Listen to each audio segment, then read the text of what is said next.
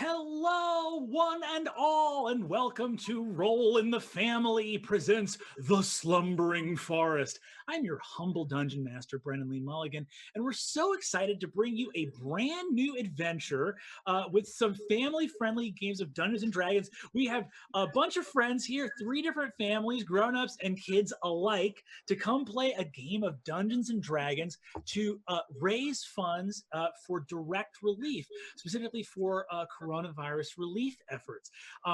The charity that we are working with over the next 6 weeks as we go on this magnificent adventure is called Direct Relief. For more than 70 years, they have supported communities affected by poverty or emergencies, delivering locally requested medicines and emergency supplies to frontline health workers who care for those most in need. Specifically, in response to COVID-19, Direct Relief is working in overdrive to get protective gear and critical medical resources to as many health workers as possible, as quickly as possible, with emergency deliveries leaving daily for nurses and doctors across the US and globally. To date, Direct Relief has delivered more than 2.4 million masks, 2.6 million gloves, and thousands of other items to more than 1,100 health facilities in 32 countries, all 50 United States. That's a lot of health supplies. Hooray for Direct Relief. We are so excited to be telling a story that is directly benefiting them. So please, if you enjoy the story that we're telling for you guys, please give generously to support those who are helping out so many people and being real life heroes IRL. As I said before, my name is Brennan Mulligan. I'll be the dungeon master for this adventure. And I would love to introduce, before we introduce our fantastical characters, let's introduce our amazing players. Hooray! Hey. Dave, I'll kick it over to you first if you want to introduce yourself and your wonderful family. Hang on, let's see. I got to check my reflection here. Cool. All right, so I'm B. Dave Walters. Apparently, I play Dungeons and Dragons about 90 hours a week. A whole lot. My one regret is that I cannot play 91 hours a week. Do you want them to introduce their characters yet, or just themselves? Just ourselves, so we can say hi to everybody.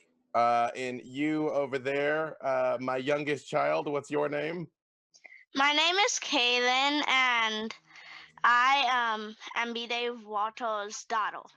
What? And you over here, my eldest. Look at that smooth transition. Hi, I'm Lexi Walters, and I am B. Dave Walters' eldest daughter.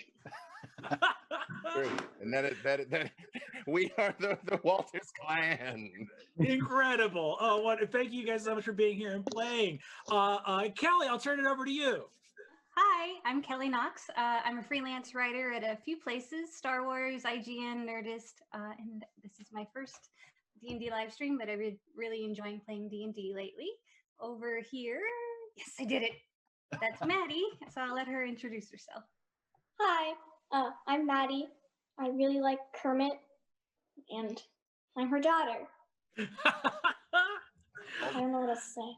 I think that leaves me. Also, no pressure, Adam. We all got the point right. That's all I'm saying. Yeah, I had to play around with it at the bottom of my frame to see if I could do it. So I'm still not quite sure if this is going to work. But I am Adam Bradford.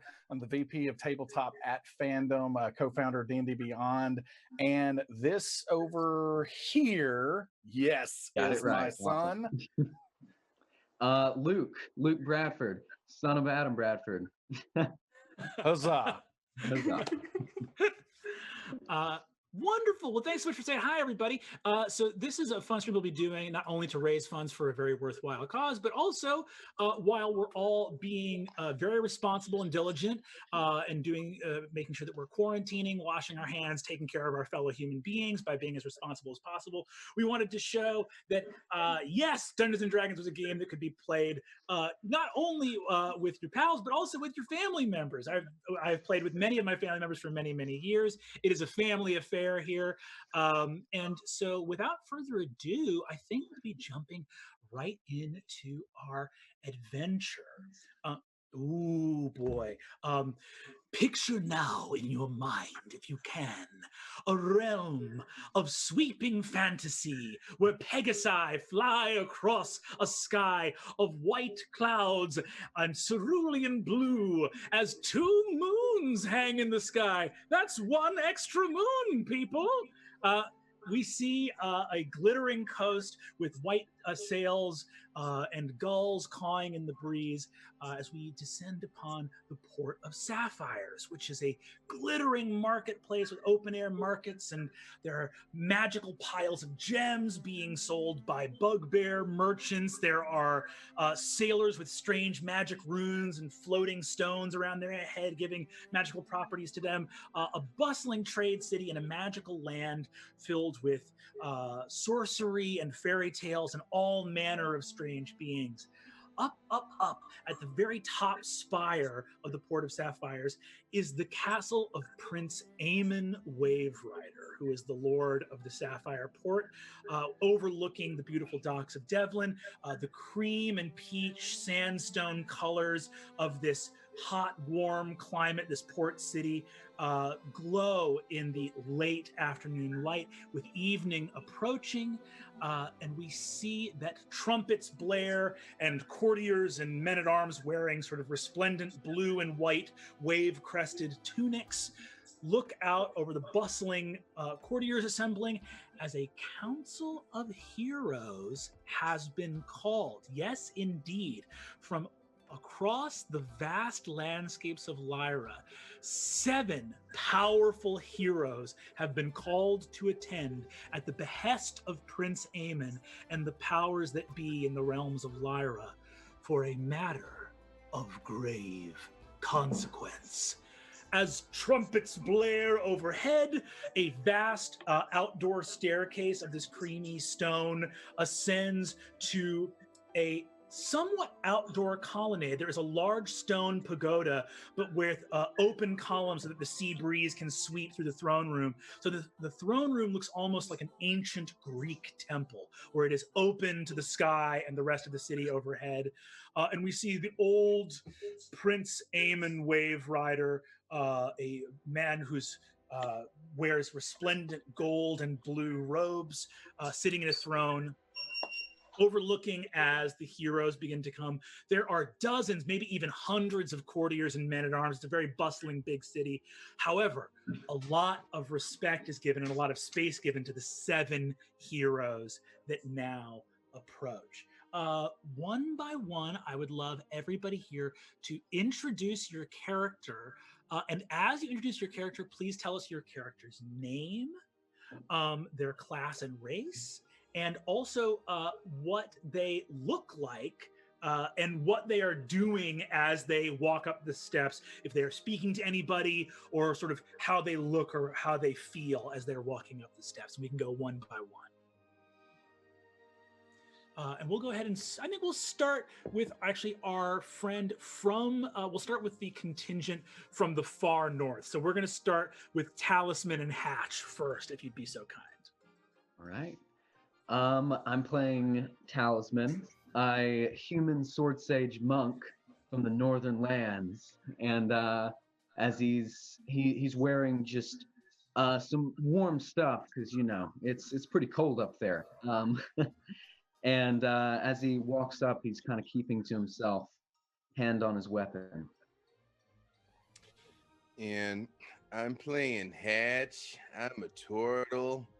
I'm from kind of everywhere, and I've got like this groovy gold and black, and I cast thaumaturgy so that my voice booms so that everyone can hear it, and I just say, hey, be cool, as I walk by.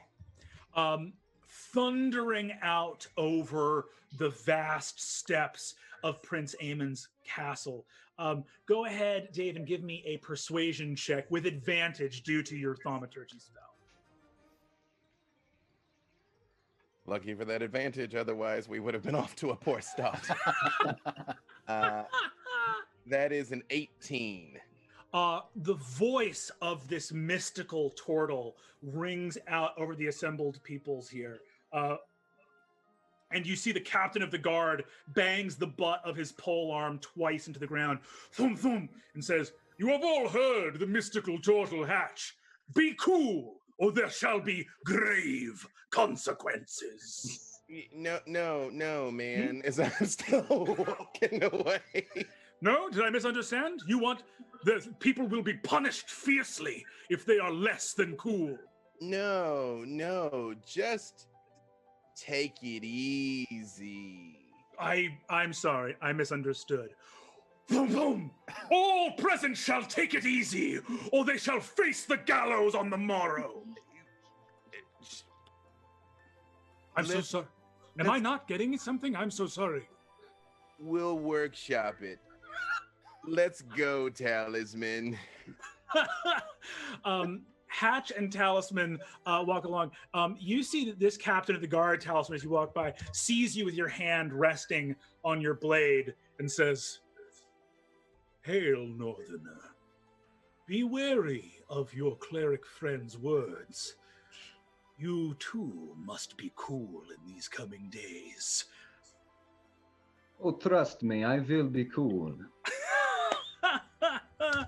And the two of you walk forward. The next two people that start coming up the staircase are two ambassadors from the elven folk, Trinity and Wren. Would you guys tell us your characters' names, race and class, and then what they look like, and also sort of what they're doing or how they're feeling as they're walking up the staircase? So right now, Trinity's name is her name is Trinity. She's a wood elf angel, and while she's walking up, though, she's talking to Ren, and she has like two long black braids in her hair, and wears a green and brown dress. Awesome, very cool.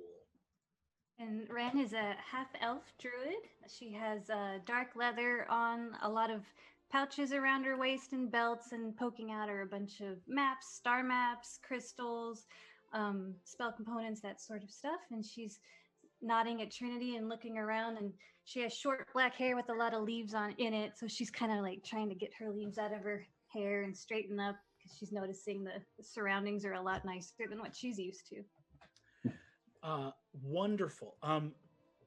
You two arrive at the top of the staircase, and you see that there is a tall, very wise, she's not old, but there's a tall, very like gaunt, wise looking woman. She has her hair cut very short to her head, and you recognize her in these deep indigo robes holding onto a white staff. This is Zariah, the Master of Storms. She is the Archmage of the Port of Sapphires and one of the key advisors to Prince Aemon. You would both know Zariah very well. She deeply respects the wisdom of the elven folk, and also knows that you two have traveled the most to the Slumbering Forest.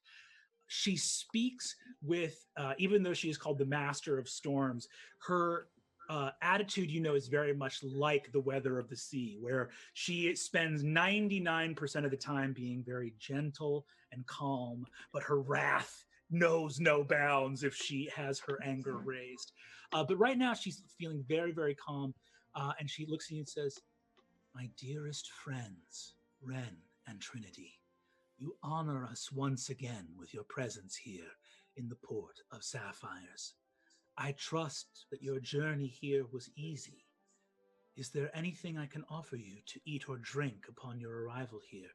Do you require rest or healing?" Let's just get No. this started. You see, she says, "Self-reliant as always. I am happy to hear that. And I hope you don't take this as judgment. The only reason I ask is because, Ren, you've got a lot of twigs and leaves in your hair." So, Right here? right, yeah, there's one right up. There's one right up here. You know what? You got, actually, it's good. You got it. Okay. That's good. Okay. And you see that Zariah turns to you, Trinity, and says, "As always, Trinity, the braids, lovely. They're exquisite. They look perfect. Do you do those yourself, or do you get them done somewhere?" No, I do them myself. My goodness, the fabled elven dexterity. It's incredible. You see, Zariah puts a caring arm on your shoulder and walks with you into the throne room.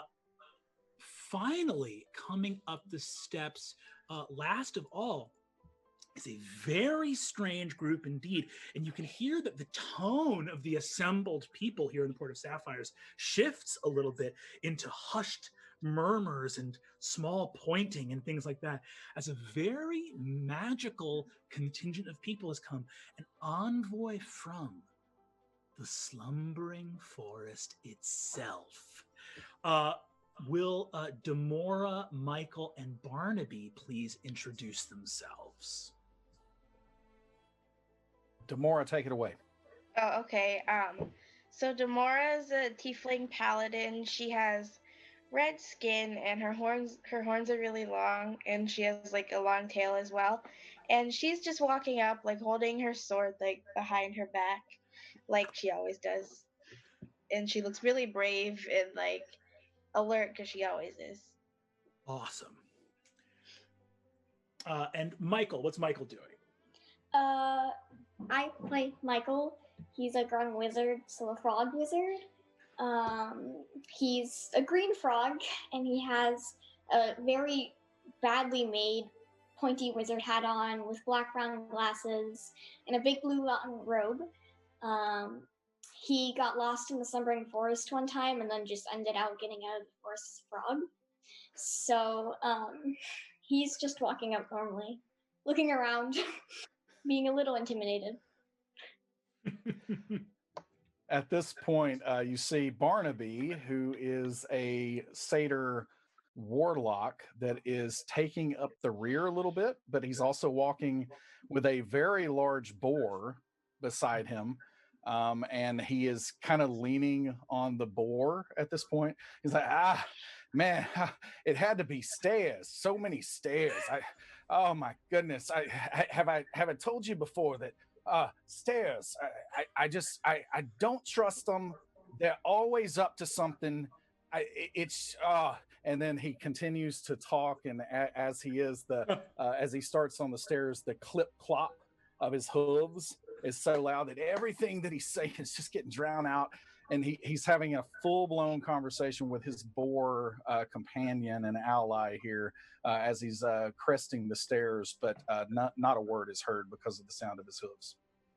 Buford the boar, who is not just he is like a full giant boar. You know, he's maybe like 5.5 or 6 feet tall at the shoulder. Goes, my lord Barnaby, yes, very much so. These stairs, clearly some kind of befangled human trap. Unnatural that the ground should be cut at right angles like this. Do you worry that they have done some sort of strange magic to make the ground so sharp and at these strange turns, higgledy-piggledy which way and that? The human world is really, really strange, Buford. That's all I can tell you. And I hear you, kid. It's really strange, and we're gonna have to be on our best behavior here, but also on top of our guard, because who knows what they're gonna have to say to us here, because people aren't used to us kind of folks in this place. Dave, yeah, I see you have your hand raised. When I see them warily whispering about the suspicious nature of the stairs, I use thaumaturgy again to make strange whispers come out of the stairs, just like. Buford is immediately tricked and goes, the stairs themselves are talking. I knew there is nothing more sinister than worked stone. You see that Barnaby is unaffected because he is used to everywhere he goes hearing strange voices whispering all around him. So he's completely unaffected. As you guys arrive at the top of the staircase, Demora, you walk up the stairs and you notice a lot of people. As you get to the top, there is the captain of the guard. And you see the captain of the guard looks at you and regards you with strange wonder. And you can hear people whispering, that's Demora. She's the champion of the underworld. What's she doing here in the realms above? And you see that there's a couple of members of various like priests and clerics who are sort of shocked that you're here, but you see there's just as many warriors who kind of look like they're fanboying out and maybe want to go ask for your autograph. You see there's a lot of them like, that's she's the tiefling paladin of the underworld. What does Demora do as she hears these whispers? And you don't think they've noticed that you've noticed yet. I just ignore them because they think I can't hear them, but I actually can. You dismiss them and you get to the top. All 7 of you get to the top, and Zerai, the Master of Storms, she spreads her arms wide and says, welcome, one and all, heroes of Lyra. Thank you for answering the call so quickly. You guys hear a noise behind you amongst the courtiers, which are sort of like, they're unarmed, but they're dressed very richly, sort of fancy nobility. You hear a woman sort of burst into sobs, and you see a much older woman with her gray hair in a big kind of poofy, high hairdo, lots of jewels, burst into sobs. Michael, you recognize this. This is, do you think Michael would have a distant relative in the nobility or a close relative in the nobility? Distant. So you see your great aunt. You're not from nobility, but your great aunt married into nobility. This is the Lady Higginsby. And you see she bursts into tears and says, that's my great nephew, Michael. That dreadful forest turned him into a frog. He was such a handsome boy. And Hey, lady, calm it down. It's an improvement, I assure you. The forest never did anything bad to anybody. Yeah. Michael is just fine. Look at that nice green glow. You see that Lady Higginsby is rebuffed by, especially like these sort of magical authorities and these traveling heroes. But you see that she says, well, I should have been reprimanded by a man with no pants on. You see that she... I ain't never worn pants. You see, she says, I know that my great nephew has a golden heart, but he was to be married off, and now he's a frog.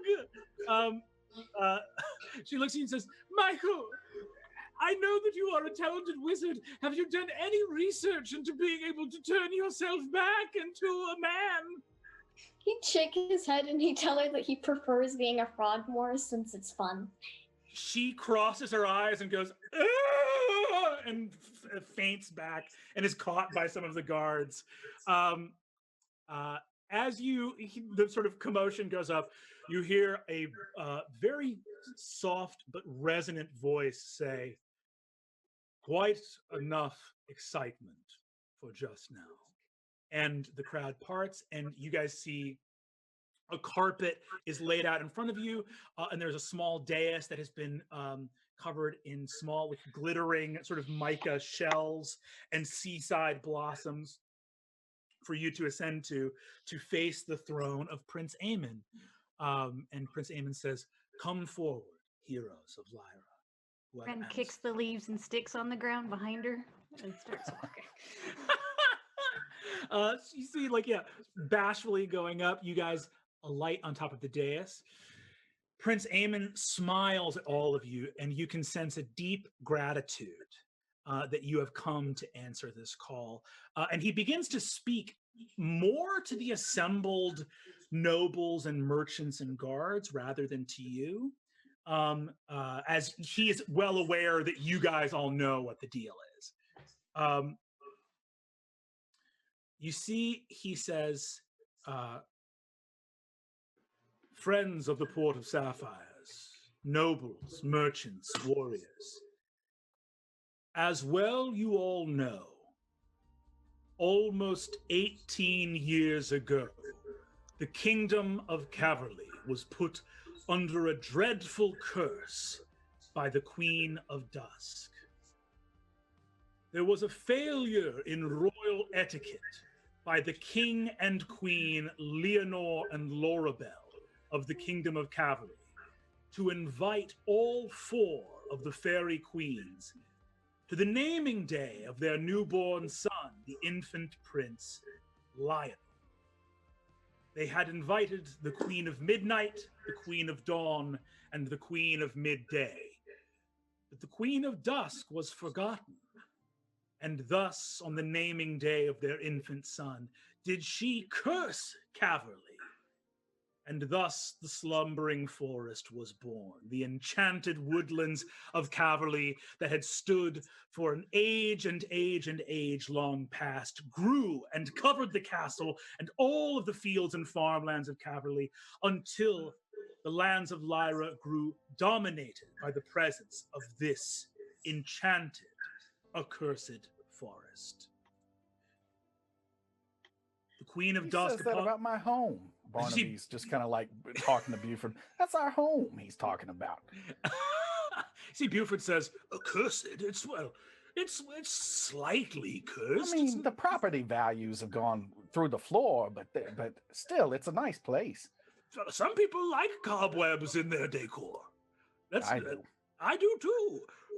You see that Prince Aemon speaks up and says, almost 18 years ago, the Queen of Dusk spoke her prophecy, saying that if Prince Lionel had not returned to wake his mother and father from the curse of sleeping, that all the realms of Lyra would fall asleep forevermore.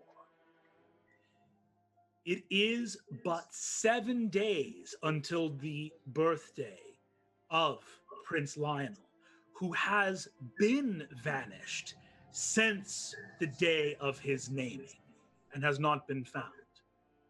And thus has it fallen to those of us that steward the realms of Lyra to see what can be done, and if the slumbering forest may be saved and the realms of Lyra along with it, and the curse finally lifted.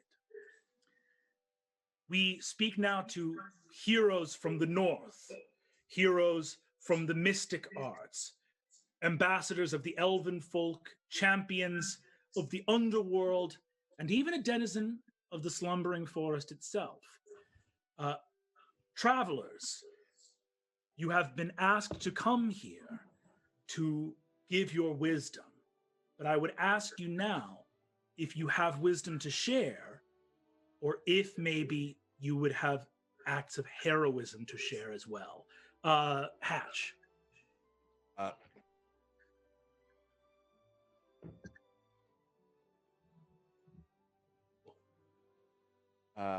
Hatch bows and bows by his legs sink down into his shell and his head sinks into his shell. That's how he bows. And I stand up and I say, hey, I got it. And I kiss Michael on the head, fully expecting Michael to turn into the Lost Prince. Like, yay, Prince Lionel. Hey. He's just gonna look up at him with disgust on his face. Like, what are you doing? I thought that'd work. And then I just, you're muted, Brennan. And then I just sort of get back in line. Barnaby starts to just kind of trace some runes in the air very subtly. And then he casts Minor Illusion on Hatch's lips to put like a few giant warts all over his kind of the snapping turtle beak that he has there. You see, the moment that, so yeah, Hatch, you see this illusion on your face from Barnaby. Buford, the moment that Hatch goes in for the kiss, his eyes go wide and he goes, by Jove, it's going to work. And then nothing happens at all. Buford looks at you, Hatch, and says, Master Hatch, I really thought that was going to happen for a moment. I mean, wouldn't that have been so easy? You see that Prince Aemon looks at you and says,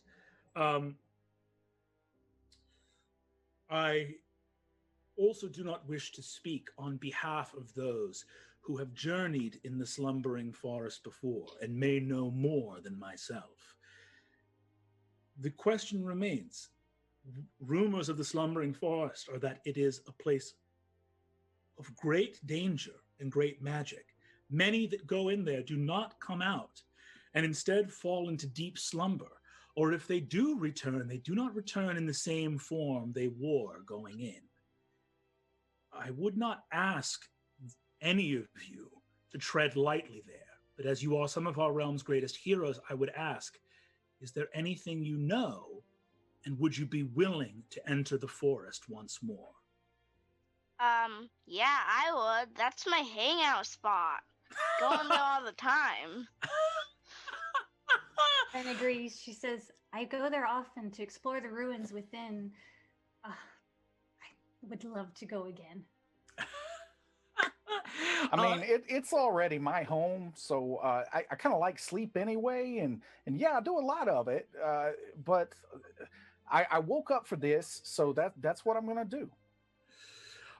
You see that the captain of the guard, Trinity, as you say, it's your hangout spot. You see the captain of the guard sort of goes as like 100 different like dispatches of soldiers have gone and immediately like run screaming from the forest. So you see, he says, "Well, it must be some great hero to have been able to go and hang out in the slumbering forest full of monsters, ghouls, and goblins all."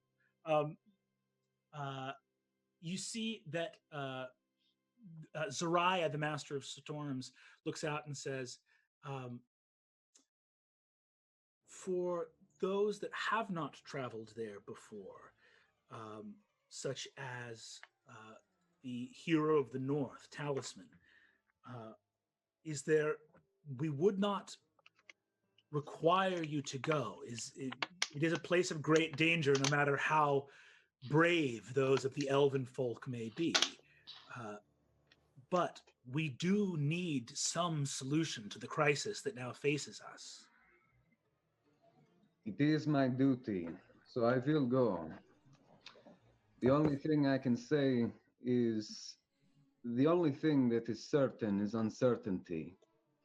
So we will just have to see for ourselves. Your mystical pronouncement, you see that Master Zariah raises one eyebrow. The captain of the guard scratches his helmet and goes, "The only certainty is uncertain." Well, but if that... That's deep, man. It is. I read it in a book. You see that Lady Higginsby, who has become unfainted at this point, stands up and goes, "Your Highness, Prince Aemon, whatever wealth my house can offer to fund this expedition we shall offer, is there any possibility that my great nephew Michael could journey back to the forest and become unfrogged? If any distinct possibility?" You see that Master Zariah makes an expression she often doesn't make, which is she kind of does it. She sort of like shrugs and goes, "I suppose it's, magically speaking, a possibility.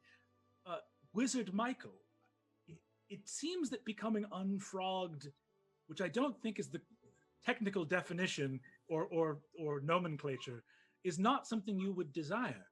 But as a wizard, is there anything we need to fear from the Slumbering Forest for sending an expedition there?" I don't think so, but I would prefer to be a bigger frog. That'd be cool. I could be like the ultimate frog. You see that Lady Higginsby just goes, "Ah!" and clutches her face. You see that another noble steps forward. This one who's wearing a symbol of sort of this, like the god of the sea, steps forward and says, "Your Highness, Prince Aemon, as the scion of House Chesterfield, I cannot help but notice that standing amidst these number of heroes is a hero of great renown, but also a hero of some ill repute." You see Barnaby looks at, or Buford looks up at you, Barnaby, and says, "My lord, I don't think they're talking about you. I wouldn't bow just yet." Why the heavens not? You see that the leader of House Chesterfield says, "Heavens is exactly right. Do we not feel that it may anger the gods that a champion of the underworld has been brought here?" And you see some hushed whisperings go along. And you see that a couple people look over at Demora standing there with this enormous greatsword on her back. When they do that, Hatch hits thaumaturgy again to cause a faint tremor under everyone when they speak her name. Yeah, you see that Master Zariah looks offended that Demora's like heroism has been questioned. But Demora, you see that Zariah makes eye contact with you, and she gives you a kind look where she basically she looks at you in a way that she's like, I want to speak up on your behalf, but I don't want to speak over you if you'd rather defend yourself. Does Demora let Zariah speak for her, or does Demora speak on her own behalf? I speak on my own behalf, and like Demora just like looks around real quickly and says, "Even though I look like a big scary monster, I'm here to help." You see that as you say that, the tremor fades, and Zariah smiles at you. And you see that the Lord who's spoken is kind of like hangs his head in embarrassment and sort of says, of course. I meant no disrespect. And you see that the prince says, the intention does not matter in this case, Master of House Chesterfield. We are blessed to have the champion Demora here. And on behalf of the Port of Sapphires, we thank you for coming here. You see, oh, sorry, Lexi, I think you're muted right now. Yeah. Oh, sorry. So you guys see that Prince Aemon says, then the quest is settled. We have our 7 heroes. You guys see that Prince Aemon turns to the Master of Storms, Zariah, and says, Zariah, will you speak now on behalf of what you have learned? Zariah says, yes, Your Highness. The prophecy was clear. The Queen of Dusk spoke and said that if Prince Lionel did not return to wake the king and queen, then slumber would befall all the realms of Lyra. In my study of prophecy, I believe that there may be a possibility that if the king and queen can be awoken by someone other than Prince Lionel, that perhaps the curse may be averted in that way. Or at the very least, it may not solve the problem of the slumbering forest, but it may save the realms of Lyra beyond.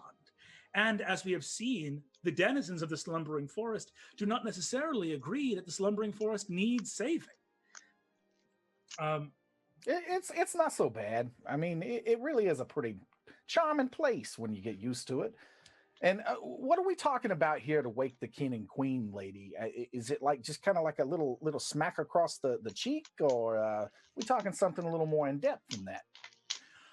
You see that Zariah looks up at you and says, the inscription of the prophecy is lost in the dread castle of Dinamore. The words of the Queen of Dusk were transcribed exactly at the moment of her pronouncement. But as the years passed on and those original stone tablets were left behind, the exact wording of the prophecy was forgotten. So I am afraid that we must send you into the into the eye of the storm itself before you can discover the solution to the curse. We know that the answer lies within the castle, but by the time you arrive there, you must hope that you have the ability to unmake it, because the exact prophecy itself has been lost. Oh, sorry, Hatch, go for it. I would like to insight check her just to see if there's something she's not saying. Go for it. Give me an insight check. Bren leans over to Trinity while this is happening and says, you see, it's like another treasure hunt. That is a 24. He's a very wise turtle, an astute observer of people. very humble too. Okay, I'm gonna tell something pretty intense to Hatch right now. The Master of Storms, Zariah, is lying to you. But you do not sense malice in her lie. What you sense is that this quest may in fact be doomed from the outset. That this stone tablet with the rest of the prophecy on it is not something she is certain exists, and maybe is even something she made up. However, the reason that she's making it up is not necessarily because she has a diabolical plan. It's because she is hoping you will find something in the forest, because otherwise all hope is truly lost. When Hatch looks at her and says, "Yeah, no problem," and I give her a huge dramatic wink, like, Incredible. You guys hear another voice coming from the group of officials gathered by the foot of Prince Aemon's throne. You see that there is a gnome in deep burgundy red robes with a belt of gold who steps out, and a long braided beard. This gnome steps out. You recognize him as Ziceris, who is an advisor to Prince Aemon, along with Zariah. So this Zariah is the Master of Storms, and then there's Ziceris, who's another advisor. The gnome steps forward and says, "Your Highness, Prince Aemon of the Port of Sapphires, I am extremely grateful for the assembling of the heroes here. However, moments before arriving at court, I bring wonderful tidings." You see, Prince Aemon sort of furrows his brows, and you see that Zariah kind of scowls and looks at this gnome speaking, and you see he opens his arms wide, and says, "Fear not, brave denizens of the realms of Lyra, for indeed Prince Lionel has returned." And you guys all look behind you, see the crowd gasps. A sort of gaunt-looking human man steps out. He sort of has like a little bit of a slack jaw, and not a very strong chin. Kind of just goes like from his mouth to his neck. He has like a little bowl cut of like blonde hair, and is wearing armor that is like maybe 2 sizes too big for him. So he's kind of clanking along. You see he steps forward, and you see he looks at all of you. People gasp and look astounded. I guess he could still be 17, but he looks a little bit older than that. You see, he says, "Hello, people of Lyra. It is I, Prince Lionel of Caverly. I have returned just in time to fulfill the prophecy." Are you joking with me with this chump? You see that that as sort of everyone gasps here, that Ziceris says, "Oh, dreadful satyrs, speak not out of turn.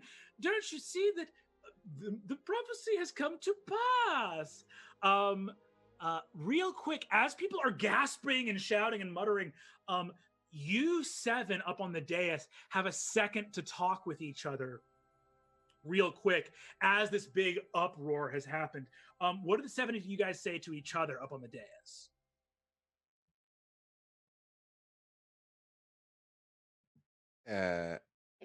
I can see if he's lying. Obviously, we're shocked.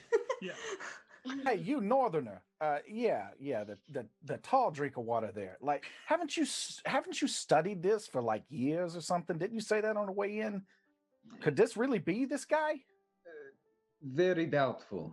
I do not believe this for a second.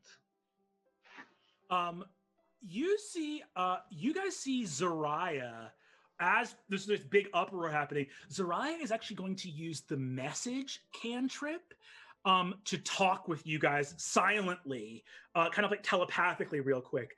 You guys all hear her sort of calming voice in your mind. You see, she says, heroes of Lyra, do you believe this to be the Prince Lionel of Caverly? Let me ask. I walk over to the guy and I cast Zone of Truth. And I'm like, incredible. Don't lie. But Barnaby sees this going on and he recognizes the spell and he takes one little step back, takes another little step back, and he just eases out of the circle of the range just a little bit. So Ren's gonna sit down, just cross-legged on the ground, and go and look into a pouch, get some little berries and snacks out, and just starts just watching the show. Specifically, Zone of Truth. He is to beat a Charisma 13 in within 15 feet of me. If no one can consciously lie, you can be wrong about things, but you cannot consciously lie. Incredible. So he gets a -2 to Charisma saving throws. So let's see how he does. Fingers crossed. You see, he looks up. You see, he looks horrified as you cast this spell, summon the force of truth. You see, he looks up at you. I will tell you right now, he rolled a natural 1. And he looks at you and says, you are right to question me. I know that I do not strike the figure of a heroic prince. But sadly, Prince, I am the lost Lionel of Caverly. I spent my life not knowing I was raised by a fishmonger in a fishing village, and only very recently was I told that actually I was adopted, and I am a very important prince. I don't know very much about sword fighting, and I am very afraid of everything, but I will be only too happy to serve my prophetic responsibility. I'm so scared. Barnaby whispers over to Buford at this point. I sense an escort quest coming on, and I just really ain't feeling it. I put my arm around him and I thaumaturgy again to make my voice loud, and I go, "Hey, Prince Lionel," and like hold his hand up. You pull his hand up, and you can see he kind of shouts as he's worried that he's going to be hurt. No one's ever held his hand up before, and you see he looks out. The crowd kind of wanly cheers, and you see that. You guys see, actually, anyone here who wants to roll an insight check?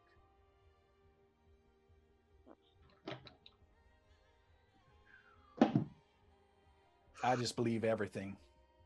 Critical miss. Ooh, Fantastic. Yeah. Awesome. Let me know if anyone. Okay, let me know if anyone gets above a 15. 22. 22 from Ren. Ren, you notice that Ziceris, the gnomish advisor, is about to speak again. Sort of, and you see that he is smiling very broadly at Prince Lionel. You see, he's about to speak again. Zariah notices you noticing him, winks at you, and says, "Then it is settled.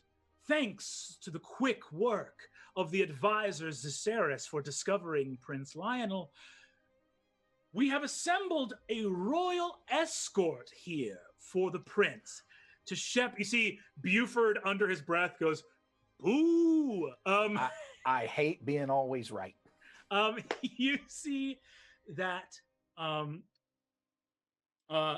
Zariah says, "The heroes shall accompany Prince Lionel on this quest to ensure that the true Prince of Caverly, as we all now can be certain, will make it safely to the dread castle of Dinamore in the Slumbering Forest. For tonight, a feast, and on the morrow, our heroes set forth. Awesome. As people begin to shout and be jolly and joyful, you guys see that a big spread gets set out. Let me know what your characters do during the feast, or if there's anything you guys want to investigate or explore, or anyone you want to talk to during the feast. I want to explore the feast in exquisite detail. And I want to find whatever utensils are the largest that I can find. And if I can't find any that satisfy my needs, my hands are pretty large utensils, and just plop down wherever the most, fantastic part of the spread is. And I start trying to move benches or chairs or whatever it is to make sure that Buford has a spot next to me. And I'm just kind of shoveling things onto a plate that then gets eclipsed by all the food, and it kind of starts spilling out onto the table. And then, ultimately, I think I wouldn't be doing anything for Buford. And since he doesn't have opposable thumbs, I imagine he's just kind of looking there sad for a little while. And it's a good 5 minutes before he says anything, or before I realize that he has no food in front of him. And then I finally get him an apple and set it in front of him. He looks up and says, he says, look, I don't want to be rude, but an apple? Really? One apple? Look at your plate. It's enormous. I thought that's what your kind ate. I mean, I've seen, when we eat your kind, it's like you have an apple in the mouth, right? Oh, really? So that's, yeah, exactly. So how you like them apples? I'll tell you how I like this apple. I'm still going to eat it because I'm hungry, but I resent the whole situation. I thought it would be a little strange for me to give you some of this fat back or some bacon. It seemed a little inappropriate. I can see potato salad over there. I can see other stuff that looks tasty. You see that... you and Buford begin to munch on that apple, and you are just shoveling food. I mean, these human lands are no slumbering forest, but the meal is very much not bad. How about anyone else? Is anyone else doing any exploring? Talisman. So Talisman does the exact opposite. He kind of goes around and he grabs the small fruits and nuts, and he nibbles on one and says, not bad at all. Incredible. You do a little bit of munching, sort of staying to yourself. Does anyone else do any exploring or eating? Yes, Ren. What time of day would you say? The sun has set, and now beautiful stars in the big sweeping arms of the galaxy overhead are out. So it's just into evening where the stars are coming out. Yeah, you knew what I was going to go do. Ren eats a little bit. She kind of stashes a few of those nuts and berries with a nod at Talisman. Mm-hmm. And she pats the prince on the back and says, welcome to the party. And she finds her way out to a balcony to stargaze for a little bit. You are not a super strong character. When you pat Lionel on the back, he stumbles forward and clanks in his huge armor. And you see he goes, I'm in trouble, and turns and says, oh, thank you very much for your kind words, Lady Ren of the Elven Folk. You have journeyed much in the Slumbering Forest before, yes? I have. We've explored the woods and a little bit of the ruins that we can find, but we haven't been able to get far by ourselves, so I'm looking forward to seeing what we might explore. Yes.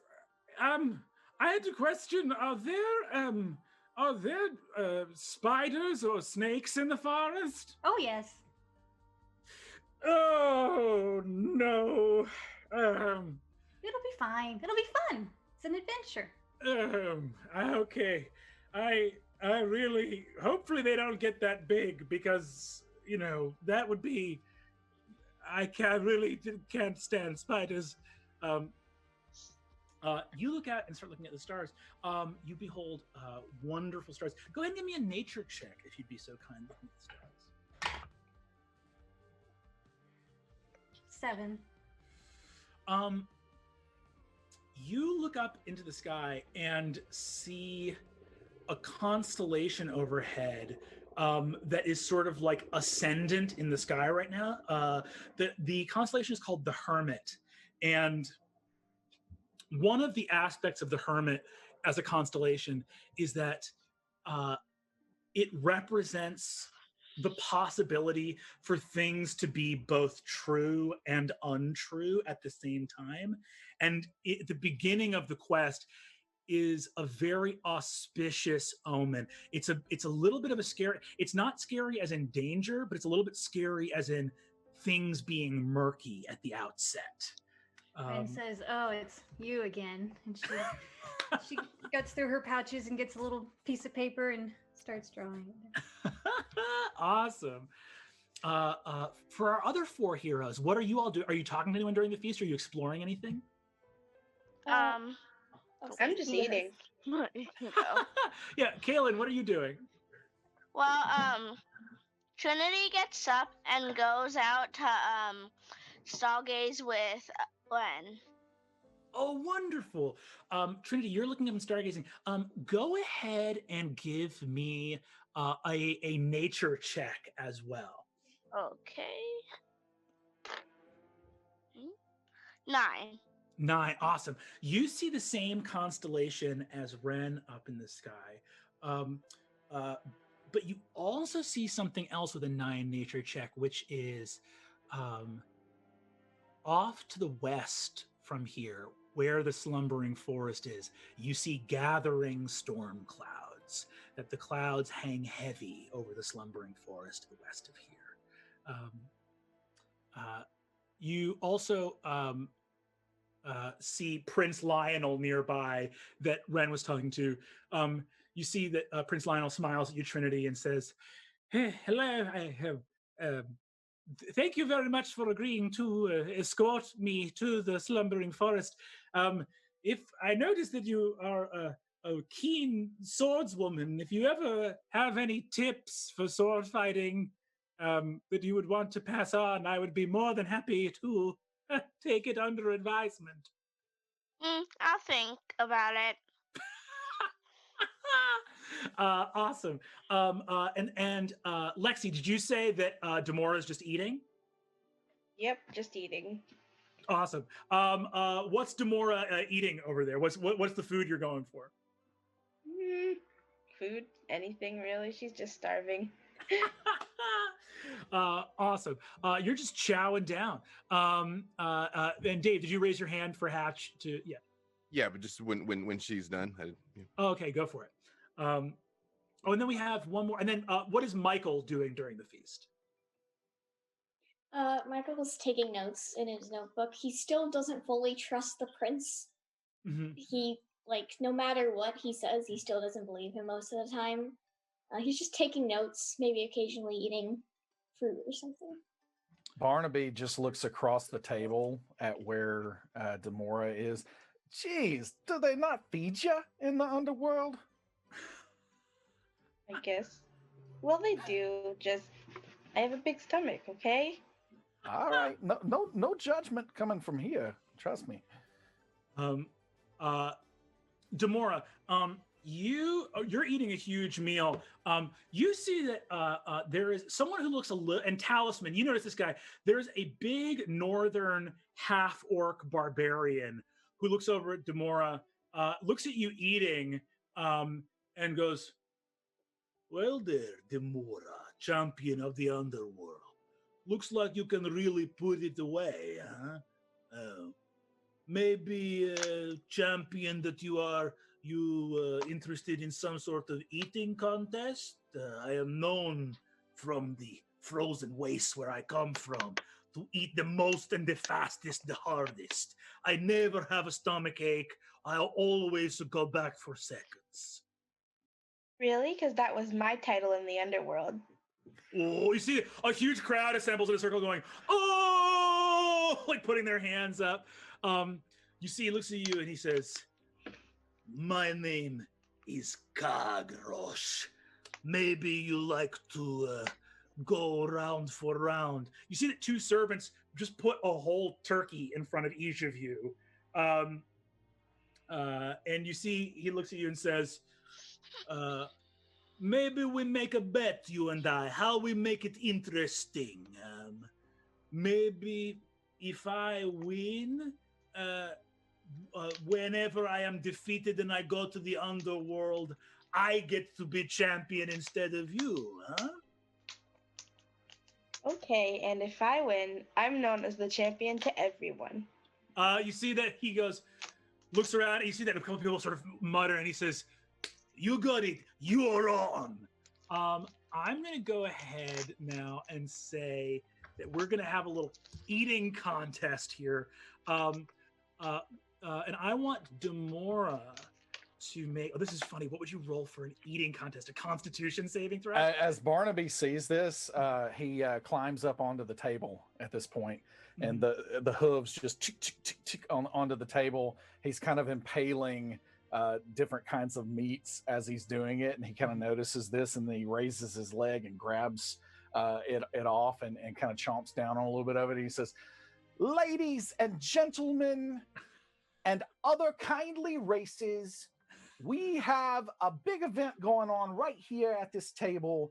I give you on one side, I can't remember, his name is like Rushkoff or something, half orc barbarian. And then on this side, we got the champion of the underworld, Demora. And my money is on one of them, but I'm going to try to stay a little bit balanced here. So listen, if you got the money, you can place your bets right here. And Barnaby starts like trying to see if people will place bets and take money on this contest. Go. Slap Trinity on the arm, like, let's go watch. You guys rush over to this big eating contest that has broken out. Barnaby, go ahead and give me a performance check. I'm going to say if you can beat a 15, you can start running a book for the bets. And I'll say if you can beat a 20, I'll even let you give advantage to one of the contestants. Well, that is a 21, Brennan. So I'll let Barnaby give advantage to one of the contestants to kind of like So I am definitely just, I go over to the half-orc barbarian and I say, hey, good luck. Listen, I wish you nothing but the best. And then he kind of walks, clip-clops over to where Demora and says, listen, I got a lot riding on this kid. You're going to have to come through for me. Listen, no one's going to know it, but I'm giving you just a little bit extra, kind of from the Feywild, it's going to just infuse you just a little bit. I'm going to help you out, you see? And then he backs away. Demora, you feel hungry. So we're going to roll now. Demora, I'm going to make this an athletics check. So Demora, go ahead and roll an athletics check with advantage. I also would like to bless her. It's awesome. Like, good luck, Demora. So you can add one of these D4 to the roll, Lexi. Okay. Great. So you go ahead and roll twice. Take the higher of the two rolls. Add your athletics and add a D4. Okay. Where's athletics again? Top of that skill. Oh. Okay, yeah.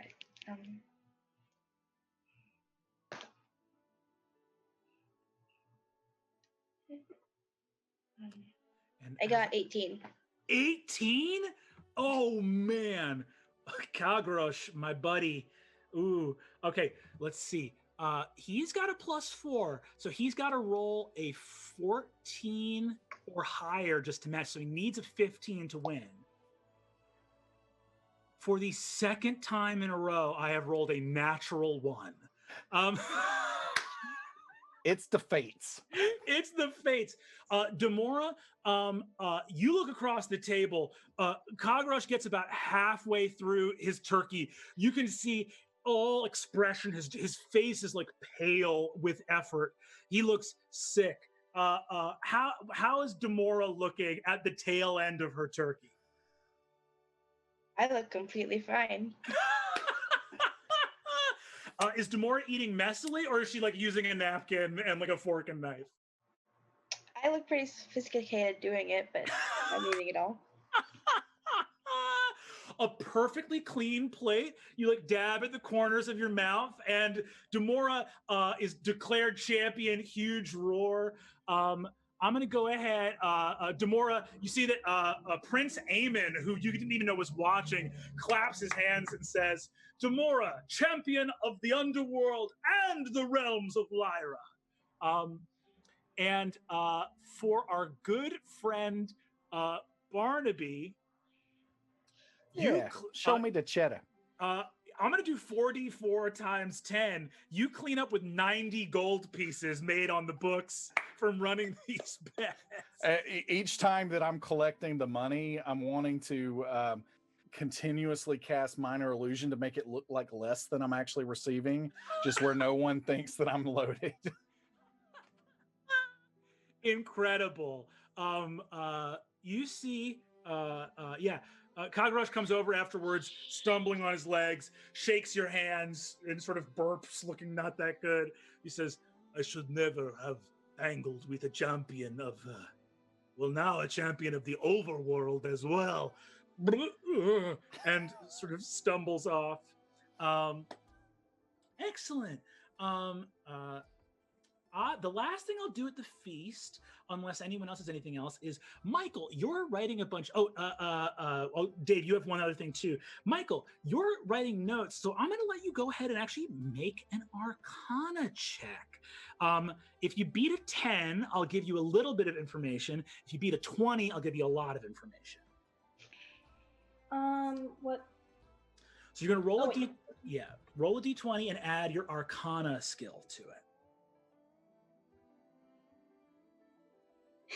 I got 8. Oh no! So, Michael, you're looking at your books. You're just sort of studying some stuff. You're actually studying some elements of the Zone of Truth spell that Hatch cast earlier. But Zone of Truth is divine magic, so it's not really coming up in any of your wizard text. You're not seeing any real notes about it. But there's just something. There's like a little question mark left in your head. Dave, did you have something you wanted to do at the feast as well? If I can find Zariah. Yes, you find Zariah over in a corner. You see that a like steel gray crow with almost like a metallic gray sheen to its feathers has landed on her shoulder, and she's looking out over the gentle sea in the bay.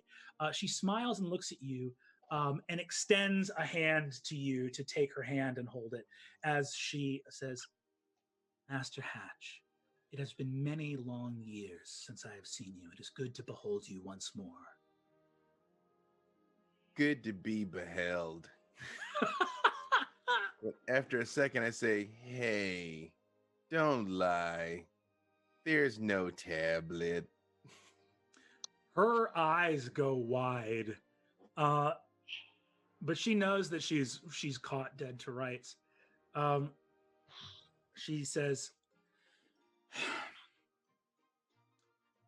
"In all of my vast research, I could find nothing, no shred of hope, no chance at redemption or salvation, and it was wrong to lie to you and your companions. But I did not know how I could look the people of the Port of Sapphires in the eyes and tell them that we had no answers for them." There's always hope. We'll think of something. She her eyes kind of go wide, and she like nods. She says, "Yes, it seems that hope came faster than we imagined as Prince Lionel has returned." He's not lying. You see that she nods her head and says, "Yes, he's not lying. Maybe that's it then. Maybe we should have relied on the prophecy all along." Maybe not. She smiles and says, "I've forgotten how much you speak in riddles, Hatch, and your comfort with the unknown is, as always, deeply unsettling and at the same time comforting. So I appreciate that. Hey, thanks. Like, She looks at you and says, well, feel free to tell your companions that I did not speak truth about the tablets, but I hope they'll understand why I held back that truth from them.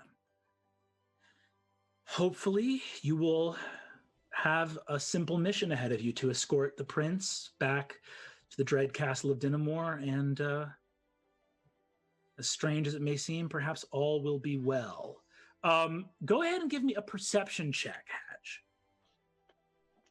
that is.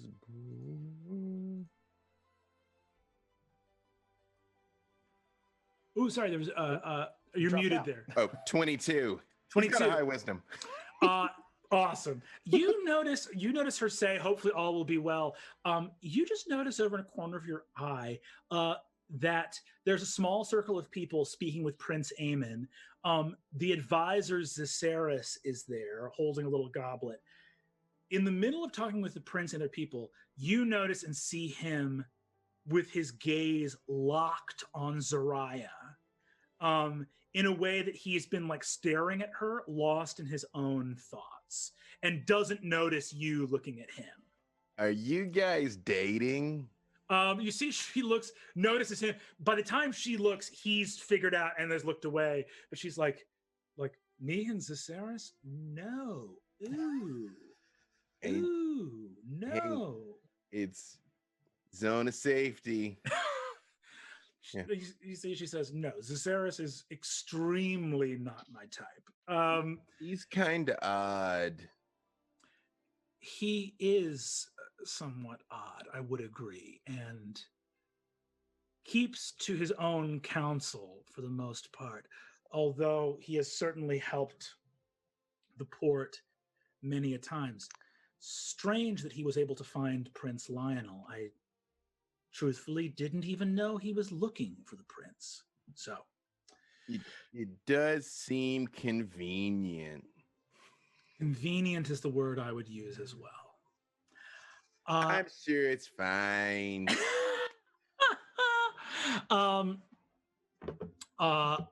All of you sleep very well that night, having had a wonderful feast, and the next morning take out on the Imperial Highway to the west of this place.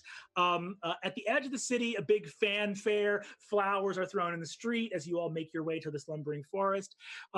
You see that you are given a small satchel of gold by a weeping Lady Higginsby, who once again says, Barnaby takes care of that. Don't be tricky. You see, a hefty satchel of 250 gold pieces is put for you guys to buy supplies, buy potions if you need to, do all kinds of stuff on your way to the Slumbering Invest. Forest. And all of you take off. You see that Lady Higginsby says, please consider spending some of the money on transmogrifying my dear sweet great nephew. Surely some sorcerer will be willing to part with the spell for a modest sum of gold. My dear boy! You see Lady Higginsby looks over at you, Michael, and says, Michael, promise me you'll at least consider.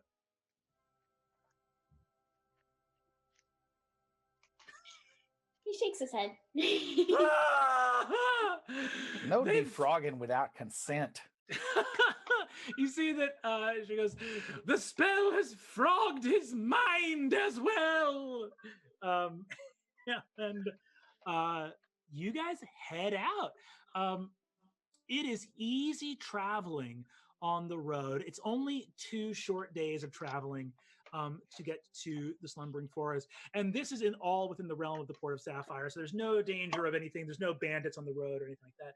Yes, Hatch. Just to be clear, Lionel does come with us, right? You guys have Prince Lionel there tromping around in his armor. Every step he takes, like when he steps on his foot, it like shunts the like greaves of his armor against his like cod piece so that one of his shoulders like kind of pops off one thing. It's a real Tin Man scenario as he kind of tromps along. You see that Barnaby, like as soon as we are out of where the flowers are raining down and all of this, he walks up to the prince and grabs him by the breastplate, just like right on the front, and kind of pulls him down because he's a good bit taller than Barnaby, I imagine. And he's just like, "Listen here, Buttercup, you're not gonna slow us down. We're gonna get this done. And we're going to stop this prophecy or make it happen or whichever direction we're supposed to go with this. But listen, you're not going to slow us down because we got lives that we want to get back to. You hear me?" So he goes,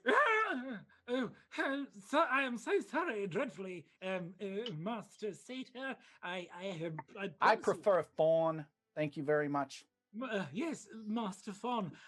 Trust me, the last thing I ever wanted to do was literally anything. So I will do my best to stay out of your way. I am so sorry. Yes, Michael. This isn't really, but he said the Grim race says that he has to soak in water for an hour a day. Awesome. Great. So you see, if you're worried about getting water, you guys pass some like farmhouses and inns. You could just get a big old barrel and a little wagon for Buford to carry. Hydrate or dihydrate. that'd be awesome. Barnaby, for the low cost of, I'll say 5 gold pieces for the wagon and 2 gold pieces for a barrel full of water. Well worth it to have a frog tank. I'm all on board. No, as you guys travel the countryside, there's a giant boar pulling a 2-wheeled wagon, and a little frog's head with a wizard hat is popping out of the top of the barrel. You gotta hydrate. It's good for your skin. Stay hydrated. That's right. Gotta stay hydrated. After we get Michael squared away, a long way out of the kingdom, I'm like, okay, so there's no tablet. I'm sorry, what? Yeah, prophecy's not true. Maybe not true. Michael sticks his head up from the water because he heard him.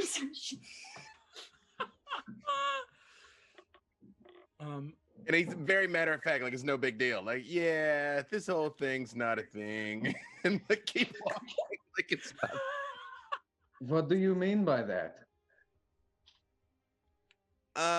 Well, she wasn't sure. Like Zariah hopes it's true, but she doesn't know. I ain't buying it. You see, Lionel says, Wait, I'm dreadfully sorry. Are you saying that the Master of Storms of the Port of Sapphires doesn't know that the tablets are real, or like the whole prophecy? No. Well, yeah. You see, he goes, so I'm about to walk into the Slumbering Forest for maybe a shot at this being true? We're about to. You see, he just quakes in his armor as you guys head along. So I will leave it up to you as you guys walk out on Prince Aemon's highway away from the Port of Sapphires. You have your water barrel. You guys can either make I'll leave it up to you guys as to what you want to do to get to the Slumbering Forest. If you want to get to the Slumbering Forest faster, you can travel through the night a little bit and just try to get there sort of as soon as you can, make camp. If you'd rather take more time though and spend a little bit of money, you could like stop at an inn on your way there, which would also maybe mean that you could like buy some more supplies before heading into the forest. So I'll leave it to a discussion between our brave adventurers. So Okay, seems Trinity, like what do you're you getting think, tired. kid? Mhm. I think we should just keep going because I don't want to agree. waste money. A woman of action. I love it. Awesome. So you How see, about you, Demora? Well, I think we should keep moving, but it's also a good idea, like, to maybe pick up resources if we can, because it's not necessarily wasting money. Just if we buy stuff that would come in use. But if we don't spend the money, we keep the money. And we could use it for other things. I keep my room with me, and I just like shrink into my shell. I mean, listen, I'm a simple fawn. I mean, I barely wear clothes, but I mean, money gets you some nice little shinies. You know what I'm saying? Mhm. So it sounds like there's if there are supplies you guys definitely want to get before you go in, we can feel free to get those. But it sounds like people mostly want to get to the slumbering forest. So you guys bypass the inn, you make camp for a little bit, get a couple hours of sleep, the elves trance, and you arrive at the foothills of the slumbering forest.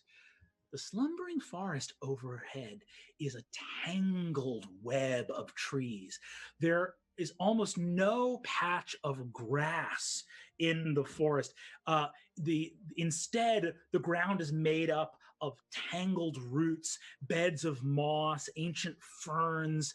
There's almost not enough space or sunlight on the forest floor for there to even be grass in the forest. Instead, there's like fallen, rotting tree trunks covered in moss and little white flowers everywhere. The forest smells of that deep earthy smell of rotten wood, and then also like honeysuckle and jasmine. So it's almost like the smell of the wood makes your lungs fill with like moisture and water, so you're like breathing a little bit more heavily. And then the flowers kind of have a heady vibe, like taking a big sniff of a warm cup of tea, and you can feel things getting a little bit sleepy here, even in just the lee of the forest. You guys see the road goes up to what at one point was a small guard post, and the guard post has just been eaten up by the trees of the forest. The stones cracked apart, the roots have broken it apart. You see moss everywhere. As you approach, I will need you guys can choose and make either a perception check, a nature check, or a survival check, whichever one of the three you want to make. And let me know if anyone gets above a 15. I got 22. Ooh, a 22. Awesome. You guys are approaching. It's like bright daylight. You guys can hear birds singing, so everything seems okay. Trinity, your ranger senses kick in. You sense real danger. The path ahead is blocked with old rotting foliage. And on a 22, were you rolling a survival check or a nature check? Survival. Your ranger senses kick in. You know for a fact that something magical in the forest is aware that people are entering. Now, you and Ren could very easily bypass this, but you don't think you could get all your friends in. The forest is reacting to probably Lionel and all this armor. And you can sense that these plants at the beginning, there's a huge chunk of like rotten tree trunk with tons of moss in it. And you see it's also got some vines growing out of it. you think that there might be some plant creatures waiting in ambush, and that one of them might be truly, truly dangerous. So that roll has probably just saved you and your party from an ambush. You sense danger. But Trinity notices it way before anyone else notices it. So it's up to Trinity to warn everybody. I don't think we should move on. Something dangerous is coming. I can tell. How can you tell, kid? I don't know. Probably because I come in here all the time, but something isn't right. It's almost Wow. like something's gonna come and attack us. You're an Mike- expert. Michael sinks into his water too. You see, Michael, as you do that, you see Lionel comes up and says, "I beg your pardon, Michael. Could I hide in the barrel with you?" He shakes his head. Oh dear. Awesome. So, because you've spotted this way ahead of time, you guys actually have a second to try and, like, if you want to cast spells or do other stuff before battle, Trinity has bought you a tremendous amount of time. Your choice is you can either prepare for battle here using the extra time you just got. You see the trees of the forest on all these other sides. The trees are so close grown together that it would probably take you a day or two to find another entrance to the forest. So it's either fight your way through here or takes extra time to try to find another entrance. What do you think, Catch? While we're preparing, I detect evil and good. You detect evil and good. As you detect evil and good, I'm going to say go ahead with that and give me a perception check as well. That is 21. You don't detect any evil presence on the entrance to the forest, which means that, you know, Trinity was truly on some next level. Trinity's ranger senses have come in really clutch here because you don't detect anything there. You detect a very mild fey presence on Lionel, almost more mild than you could have ever caught. It's not coming innately from him.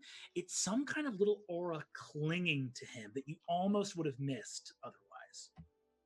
Hey, Michael.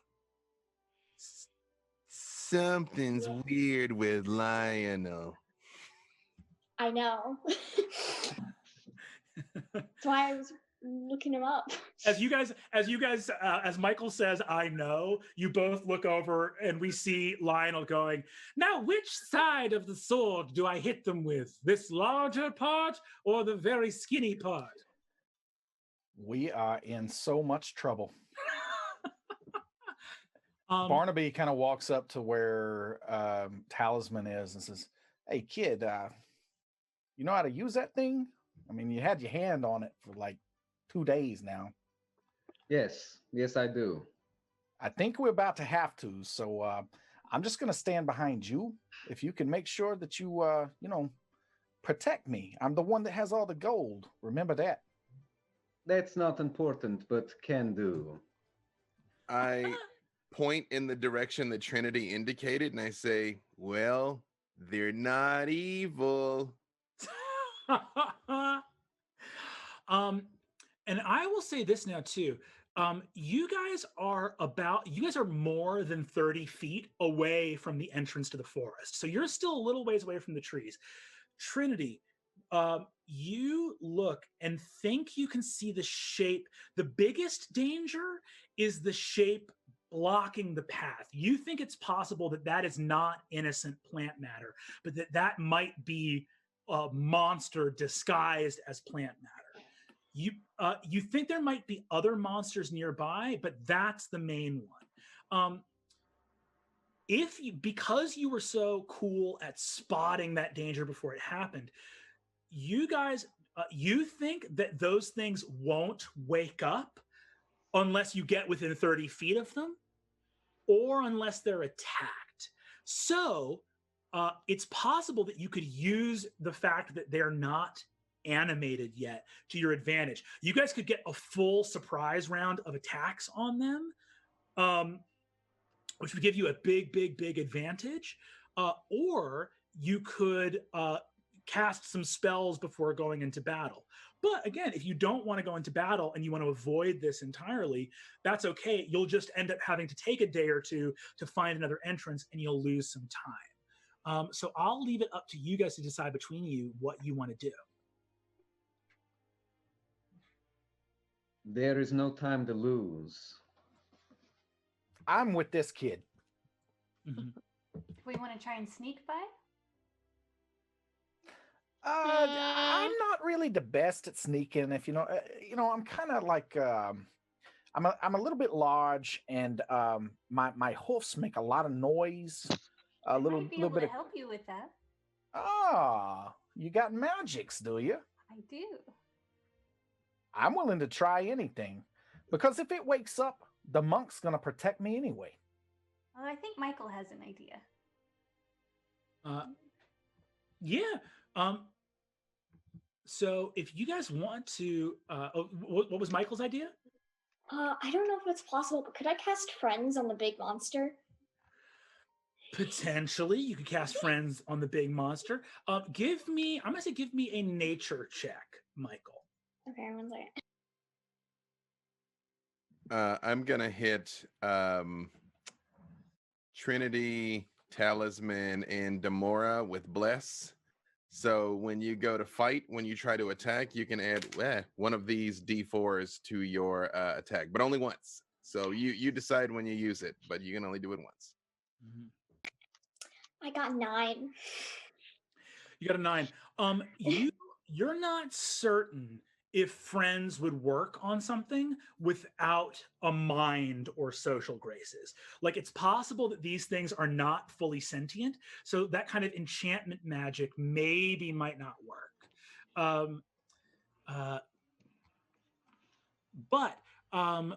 So Hatch casts Bless. It sounds like you guys do want to go through this entrance. I think your options right now are there's the sneaking plan, which could totally beat this encounter by getting you all through. But if someone rolls badly, then suddenly a fight breaks out.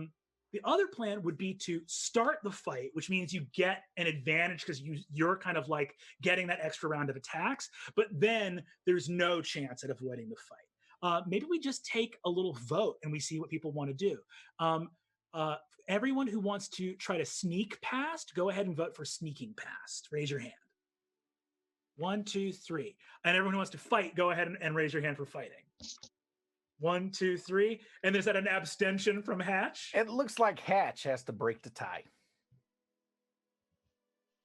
Let's try sneaking. Cool. No. All right. Okay, Ren's gonna cast Pass Without a Trace.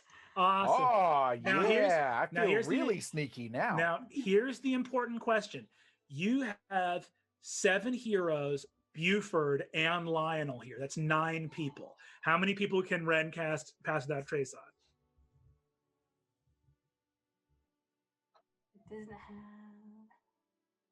It doesn't have a limit that I can see. Maybe asking you and your companions, each creature you choose within 30 feet. Can't be tracked. Oh, each creature with that you can see within 30 feet. Okay, awesome. So I think it covers everybody. Cool. Let me just double check that. Sure. Everybody get in close. Okay. Pass Without Trace. Yeah. Oh, Even for the you, Lionel. has a +10 bonus to dexterity stealth checks and can't be tracked. Okay. Very, very cool. So everyone gets a +10 bonus to dexterity. You see, at this point in time, Barnaby uses 1,000 Faces to kind of like create some illusory clothing on himself that is dark black and has like kind of almost like a ninja type hood mask. And all right, ready to go. Incredible. So these creatures are not they are not super perceptive. So the difficulty here is only, I believe, a 12. It's only 12 to get past them. And you guys all now have plus 10. So really the only bad thing that can happen is if somebody rolls a natural 1. So we'll go one by one here. Let's go Ren first. So give me your stealth roll first. 6. So okay. Ren, the magic of stars and nighttime surrounds the adventurers. You get all the way past the plant creatures. You are in the forest now, moving through. Michael, go ahead and give me your stealth check.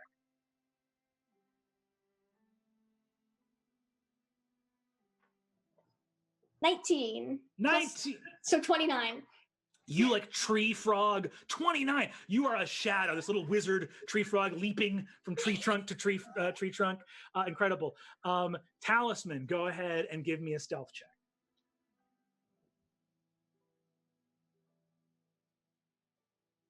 Oh, you're muted. Muted. You're muted. 30. 30. Talisman, you were born for this. The magic surrounds you. You are a shadow. No chance of being spotted. Let's go ahead and Barnaby, give me a stealth. Oh my. It's a 1 on the die, 13 total. You see Barnaby. You see, yeah, it's a natural one.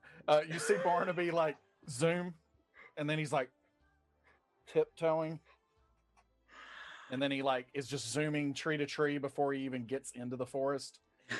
And he's trying to, and then he, in his last thing, he saw what Talisman did, where he just kind of leapt over these creatures and like backflipped, and it was all quiet and acrobatic. And he tries to do the same thing. Okay, Barnaby tries to do something acrobatic, lands in the midst of a huge thing of brambles and branches, makes an enormous noise. I know that rules is written. There are not critical failures on natural ones. As long as I live, in every game that I run, I will always house rule that nat ones are auto fails. So you see Barnaby. Barnaby lands just for fun though. Let's go ahead and get the other rolls in quick, just so that we can see, because you'll at least start battle hidden, which means you'll attack with advantage on your first attack. So Demora, go ahead and give me a stealth roll as well. 24. Awesome, super hidden. Hatch, go ahead and give me a stealth roll. I rolled a 6, doing my best rock impression, but thanks to Ren, I'm like scooting forward. And Trinity, let's go ahead and get our Elven Rangers stealth roll.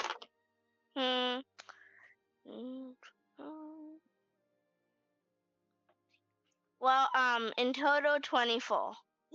Woohoo! That's a good stealth roll. Trinity, the forest is your second home. You are totally fine. We're gonna roll. I'm gonna roll with disadvantage for Barnaby. Lionel gets disadvantage because he's in full plate, and Barnaby gets disadvantage because he's pulling a wagon. So I'm gonna roll real quick. Let's see here. Oh my God. Sorry, Buford, the boar. Buford normally gets a -2, but even with disadvantage, he still gets a 25 because his lowest roll was a 17. You see Buford the boar takes the wagon like up a tree into the branches and like scoots through the canopy. He's like, I am a leaf on the wind. I am a ninja of the boar folk. And with the wagon. It's so beautiful.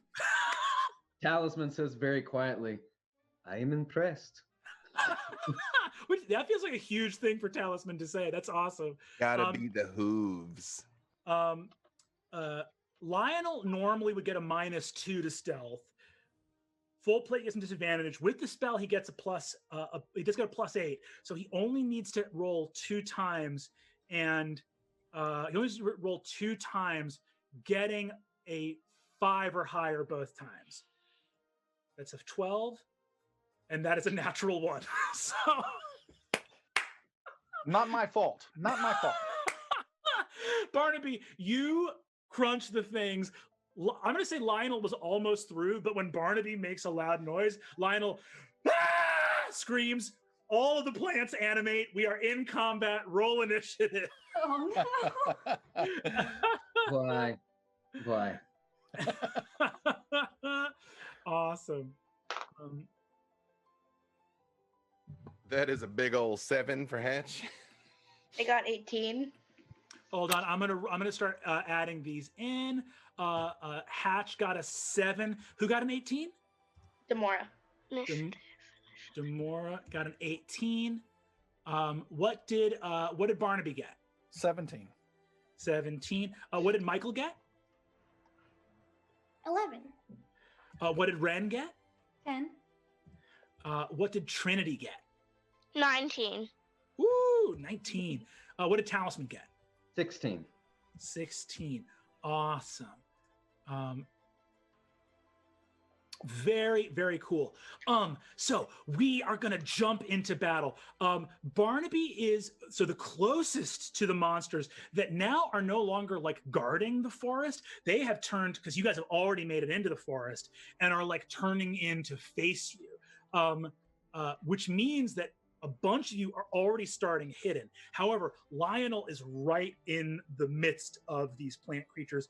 Barnaby, you're like 15 feet away from Lionel. So you're still in the realm of danger, but you're a little bit faster than the slowest guy. For everybody else, you guys are all spread out around. Buford is up in the trees with a wagon, and everyone else is kind of spread out in between, hidden amongst the trees. You see that immediately a bunch of little things made out of twigs and thorns that are only about 2 or 3 feet tall, but these they don't even have faces. They're just little bundles of nasty thorns and briars and twigs leap into being and begin to skitter and crawl towards you. And a truly massive 15-foot tall colossus of moss and rotting wood and vines raises up over Lionel, who goes, begins to quake in his armor. The first to act, right at home in her woodlands, is Trinity. You are the first to go. I want to go out and help Lionel so he doesn't die. Good call. Cool. You can absolutely get to Lionel with your movement. Do you want to help him by attacking the monster? Do you want to help by like getting in front of him? How do you want to help? I want to help by like getting in front of him because I'm probably stronger than him. That is a really accurate guess, Trinity. You rush forward. Lionel begins quaking in his boots. So you go and get right in front of him, and you still have an action left. Remember, Trinity, with your character, since you're a Gloomstalker, you can attack in extra time on the first attack. So yes, Trinity, you see this big monster lumbering up. It has not seen you, and you are way faster than this thing. So if you want to attack, you could really wail on it this turn. Okay. So is Trinity going to attack, or do you want to take a different type of action? I want to attack. Awesome. Very, very cool. So go ahead and roll your attacks. You are attacking with your short swords, which you get a +6 on the dice every time you roll. Remember that you also get that D4 from Bless. Oh, yeah.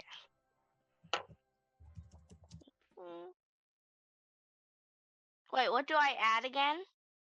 You add +6 when you roll the D20, and And then you also add a D4. Okay. In total, I got 22. Ooh, that is a big hit. You hit the big main monster. That's your first attack. We can go ahead and roll damage for that. That is awesome.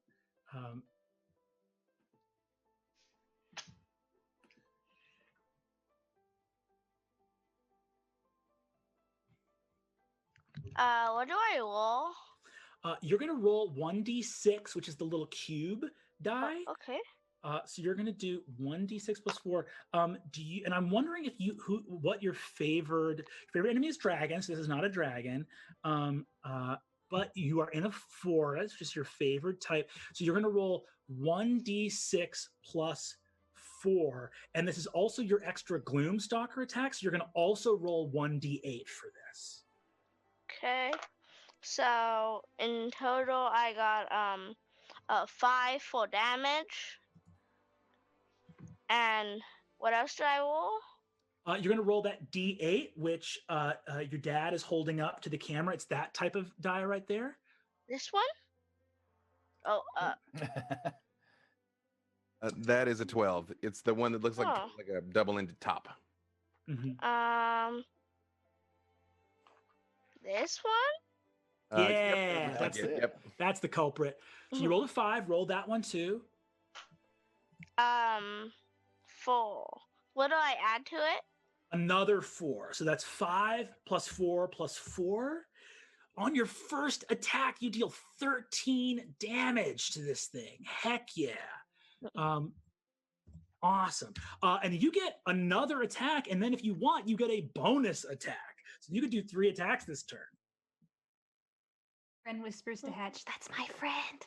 And this one, that's very cool. He's so strong. So in total, I got a 15. 15 hits as well. So roll that 6-sided die another time.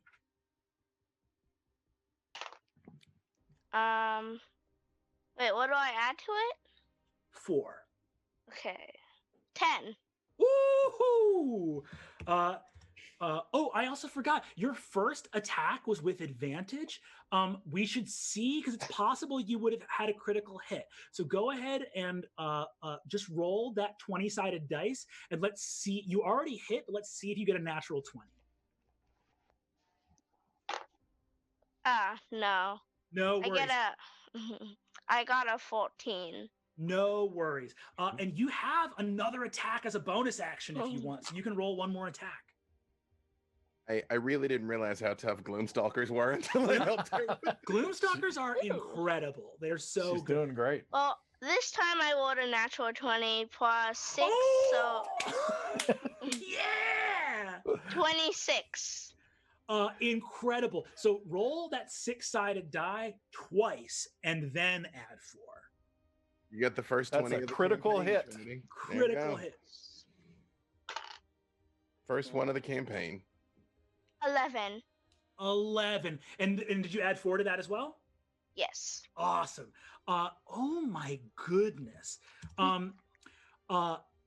This enormous, towering monster looms over Lionel, and as it does, you see there is a bolt of shadow, and in a swirl of blades, Trinity, the Elven Ranger, it's like a lawnmower going to work. Moss and wood is just flying everywhere. In a world, Trinity is just a cyclone of braids and kicks and short swords. This monster is really scary, and it is visibly hurt in one round of Trinity attacking it. It stumbles back as a huge chunk of log falls out of its midsection. Trinity, this is your forest. Monsters don't have a chance here facing you. That is an incredible turn from Trinity. We are going to go next to Demora, champion of Lyra and the underworld.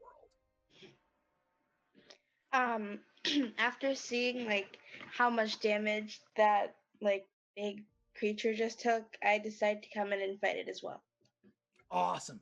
You rush to Trinity's side, both of these awesome sword-wielding warriors back to back against this giant monster. Demora, go ahead and let me know what your attacks are. So, what do I roll again? You're going to roll a d20. You're going to add your attacks with your great sword. Get a +4, so it's 1d20 +4. Remember, you're also blessed by Hatch, so you're going to roll an additional 1d4 and add that to the total as well.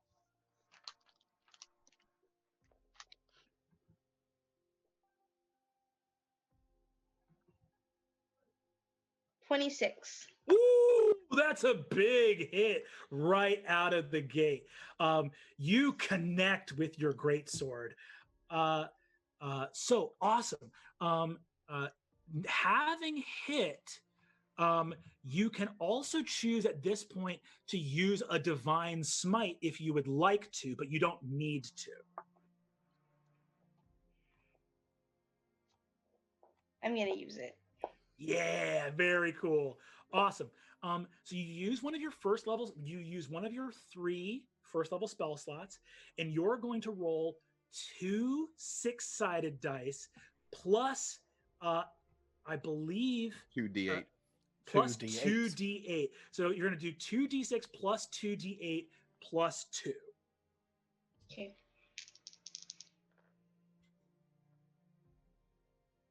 Oh, and sorry. Also, you're attacking from hiding as well. Roll a d20 again just to see if you crit. Okay. 15. Nope. Okay, For cool. that. So yeah, roll that 2d6 plus 2d8 plus 2. Jeez. Dang.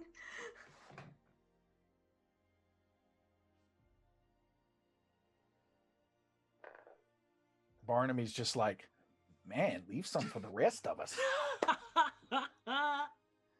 16. 16 damage. Awesome. Oh man. You see, Demora and Trinity rush up, and it's so cool because Trinity's fighting style is just a flurry of blows, and then Demora, you just surge out of the darkness, and you don't take multiple hits. It is just one huge and you cut off one of the enormous viney arms of the monster in one hit with your greatsword in a flash of red underworld energy. Huge colossal smite from Demora. This giant plant monster like howls in pain. And that is going to go and be Barnaby's turn. So at this point in time, we have the large creature that Demora and Trinity are fighting. Did I hear that there were other smaller creatures? There's some real itty bitty little minions rushing out, these little twig blights that begin to rush out after you. All right. At this point in time, Barnaby kind of backs away from where he's starting to backtrack again. He's like, wasn't my fault. And then you see, it's like, all right, this one's going to go right in your keister. I don't even know if you have a keister, but it's going to go there. And he starts tracing runes into the air. And then he whispers something to the runes, and then he just does his hand, and you see this kind of bluish energy just streak out into an eldritch blast towards the large creature. Awesome. Go for it. Roll me an attack roll. And that is 18. 18 hits. And this is just agonizing for it, which is it's going to do 10 points of damage. Ooh, man. You summon your fey magic, the power of the Slumbering Forest itself, to disassemble one of these forest's own guardians. Within seconds, this really horrifying monster is looking badly injured. You would guess that it's lost more than half of its health just in these actions taken by the heroes here. And with all of his movement, Barnaby is simply going to move behind the closest tree. Awesome. You duck out of the way and get full cover. Excellent. That is going to be Talisman. That is you. How far away is the big monster? Within you have range. faster movement, so you can get to it. Got it. Okay. I'm gonna get to it, and I am gonna strike it with my sword. Go for it. Give me some attack rolls. All right.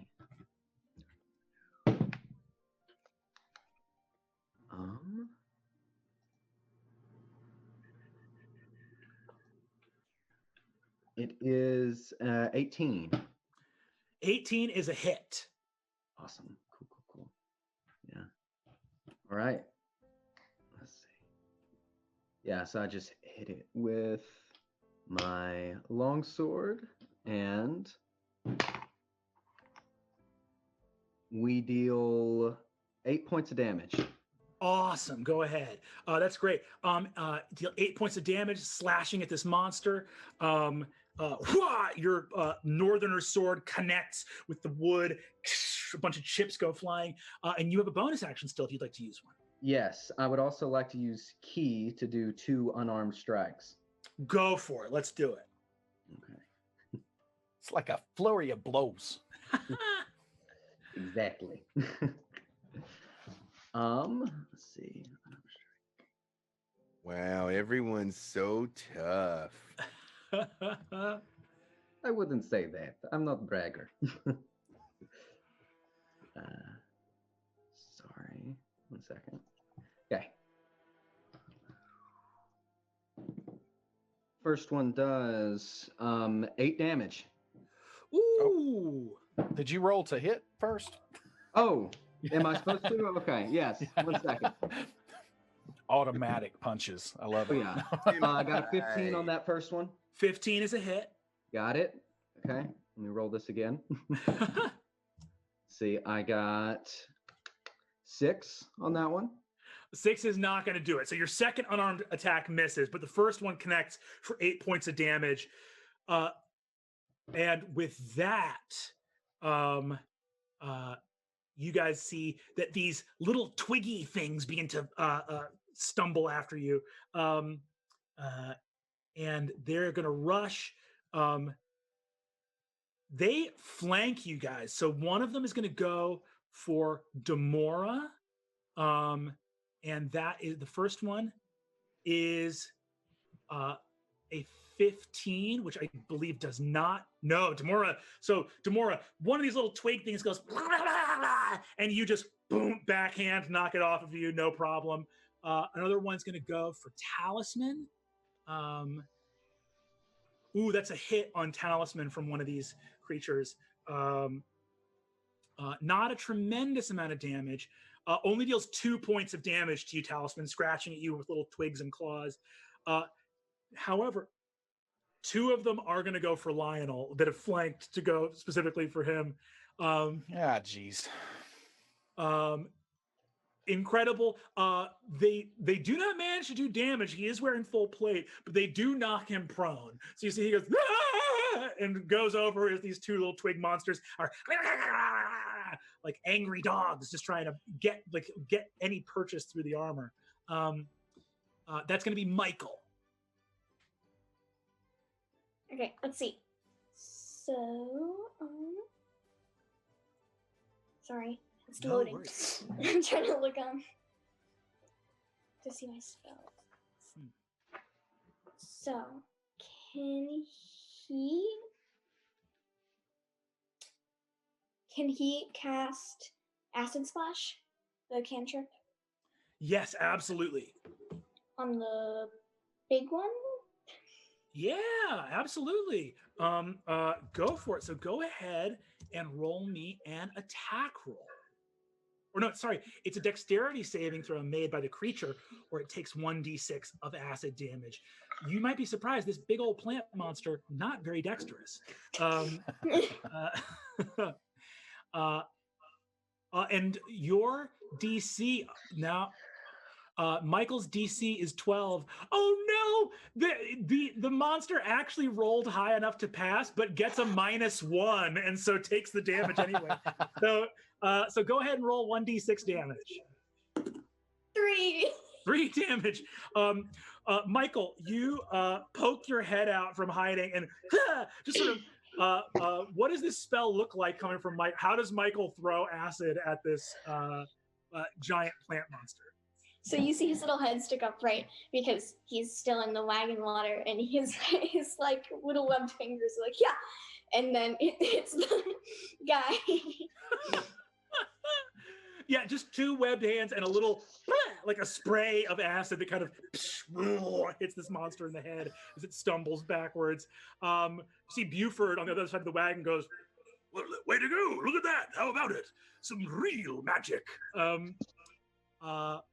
Now the monster goes. Oh boy. And I also want to say it's 5 o'clock right now. If we go about another 10 minutes, does that feel okay to everybody, or do we want to pause here? We're good. 10's fine. Cool. This monster has taken a lot of attacks. It's going to make attack rolls at the people that have been hitting it. It is mad. It's going to go for, all right, first attack. Let's see here. Okay, it hits Talisman with an attack. And so brave.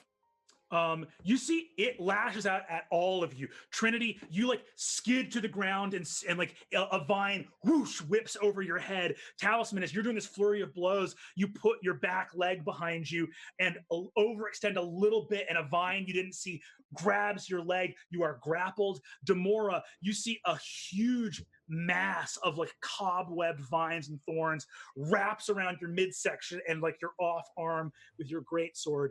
I'm going to roll damage now for these 2 attacks. Hold on 1 second.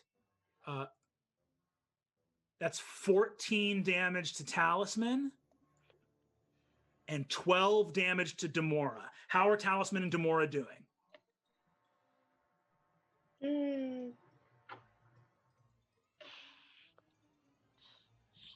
Are you guys like very low? Relatively fine. About half health right now. About half health? Yeah. Same for Demora. 2 powerful heroes. This giant monster clobbers you both, but you're not down for the count. So you resist. You are grappled, however. So now you can't get away from it. You can still make attacks, but it has like grabbed you in its giant vines. You guys see the battle has shifted suddenly in a very scary way. Ren, that is your turn. Ren's gonna fumble in her pouches and pull out a crystal and use it as a focus to cast Guiding Bolt on the big guy. Ooh, awesome. Go ahead and make your attack, and this is also from hiding, so you make this with advantage as well.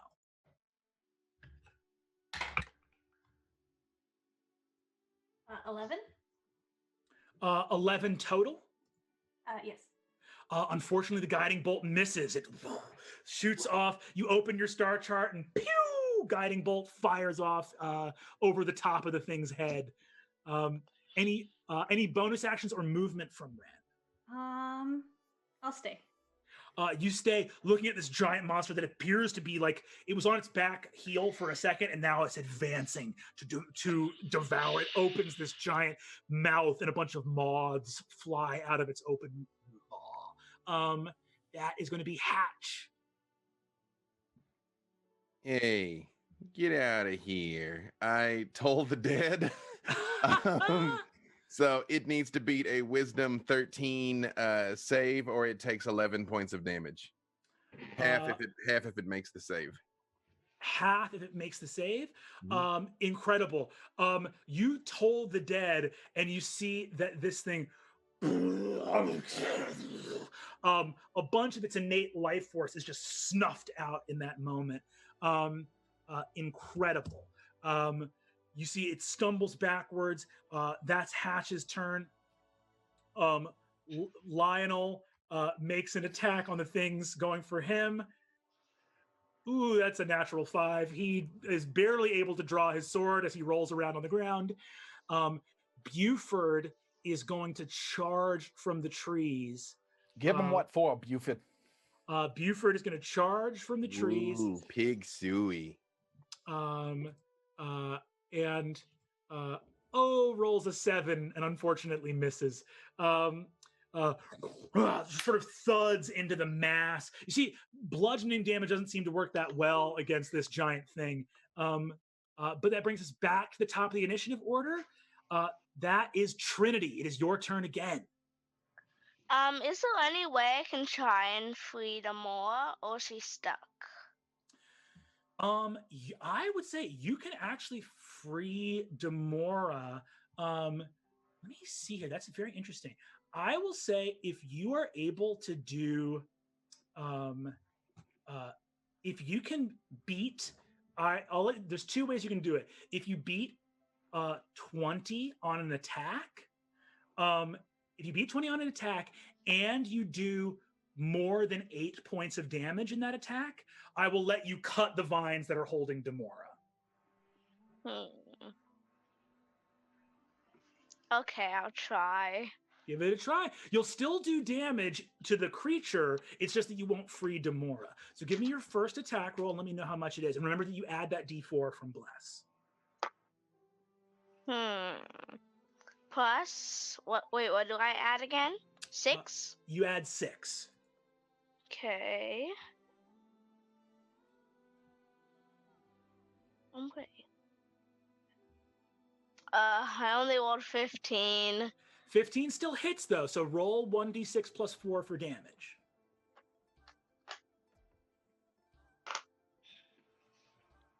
$10.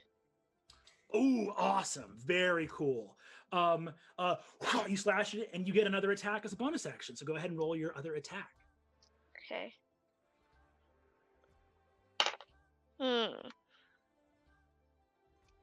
In total, that's 23. Woo, 23. Go ahead and roll 1d6 plus 4. And if you beat an 8, you'll free Demora. Yes, I got 9. Oh, I can free. Oh. That's incredible. Demora, you see this thing dragging you towards its open mouth, and in a flash of elven blade work, you are cut free. The vines drop off of you, and Trinity is standing in front of you, not only having just freed you from these vines and thorns, but also badly injured the creature in front of you.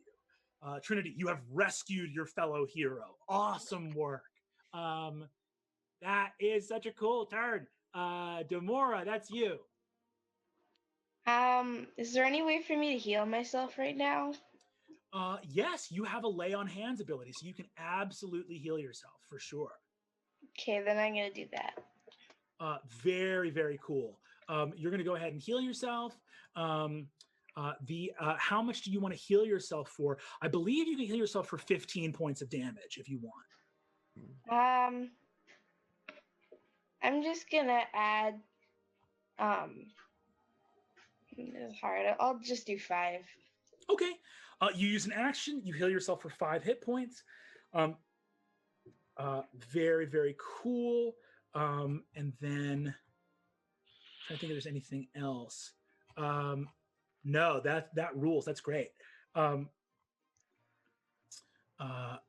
Awesome. Now, after Demora's turn, that's going to be Barnaby. So Barnaby's behind the tree and he's kind of looking out. And then he steps out from behind the tree. Hey, you come into my home and you're going to cause this kind of trouble? And he's like, you let them go. And then another Eldritch Blast. This one, most of the time, he traces the runes very carefully, but this time it's just kind of a flash of anger, and you see the blue bolt streak out into another Eldritch Blast. Awesome. Go ahead and roll an attack roll. That is a 19. 19 hits. Ooh, big roll. So that is a 15 on the damage there. It's agonizing. 15 on the oh wow, this thing is looking hurt. Barnaby takes another huge chunk out of this monster. This walking compost heap is not looking great right now. Incredible. That's going to go back and be Talisman. I'm going to see that it's wrapped around my leg, and I'm going to be like, this is not fun, and I'm gonna attempt to hit it with my sword. Go for it. Give me an attack roll. Got it. 12. 12 does not. Are you remembering to roll that d4? Yeah, I'm gonna use that actually. Let's see. Okay. Roll that d4.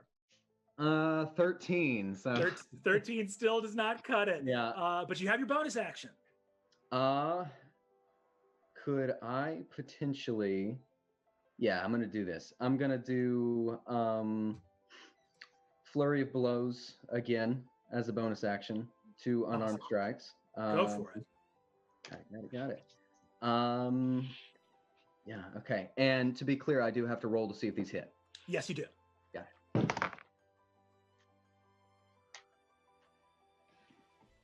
it. That would be a 11. 11 does not do it. 11 sadly. does not hit. This is not Talisman's day, but that's fine. Oh no. And that would be a 17. 17 hits. 17. Go ahead. Awesome. Go ahead and roll damage for that unarmed strike. Got it. That would be a 6. 6 damage. You kick out at this thing. It is hanging on by a thread. It is so close to gone. And it picks you up in the air over its giant open mouth as you're swatting at it. That is next in the initiative is going to be these twig creatures that are going to make some attacks again. They are going to lash out and attack. 2 of them attack Trinity, both miss. 2 of them attack Demora, both miss. Trinity and Demora, you are just swatting at these little twig monsters, just boom, bang, bang, just kicking them off of you left and right. The big monster has a talisman hanging over its giant open mouth. There is only one character who goes before the monster, and that is Michael. Michael, it is your turn. What is Michael going to do? Okay. Can Michael cast magic missile like he did with the acid splash? You absolutely can. Magic missile, there's no attack roll. It automatically hits. Go ahead and roll 3d4 plus 3. Okay, 3d4. Unless you even want to cast it at a higher level. That's true. No, it's okay. Math. Tell me how much you roll, and I'll tell you how many hit points this thing has got before it attacks Talisman. So how much damage did you roll? I got 5 plus 4. 5 plus 4 is 9. Yes, I think that's. This creature had 7 hit points left. I did it! Talisman, you are upside down looking at a stomach full of like a rotten log of centipedes and ants and insects inside this weird rotting plant creature's gullet. And suddenly, boom, there is a colossal eldritch ribbit, and this thing blows up. As it blows up, Talisman, you like acrobat leap out of the wood chips flying everywhere. Demora and Trinity, you guys finish off those twig blights. The twig blights all try to run away the second that their big daddy plant monster is gone. And the heroes are victorious. Yay! Yes, that's what I'm talking about. Yeah. Lionel Guys turns are to all so of you. Tough. Lionel's helmet in his rolling has gone backwards on his head. He looks up and says, "My goodness, whoa, did we win? Are we safe?" Bren helps him up off the ground. Very much so. The heroes are victorious. You have entered the slumbering forest and proven that you are indeed adventurers worthy of the title of heroes. And that's all for this, our first episode of the Slumbering Forest. Hooray! Awesome work to our fantastic heroes. For everyone watching, thank you for tuning in. Please check the links and check the description for, again, Direct Relief, which is the cause we're supporting, to get more resources to our awesome first responders and healthcare workers for battling this pandemic. Thank you so much for watching. Tune in next week here at twitch.tv/D&D Beyond for the next thrilling episode of The Slumbering Forest. Bye-bye.